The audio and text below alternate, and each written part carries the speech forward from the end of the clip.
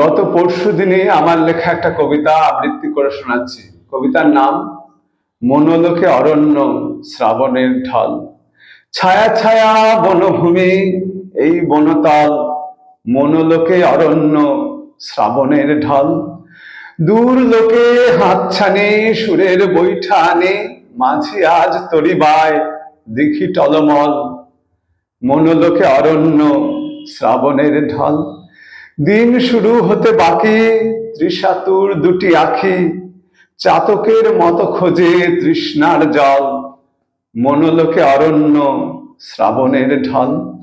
কথা দিয়ে মালা গাথা, ছেঁড়া জামা ছেঁড়া কাঁথা, দিনলিপি দুটি খাতা কাটে নিশিপল।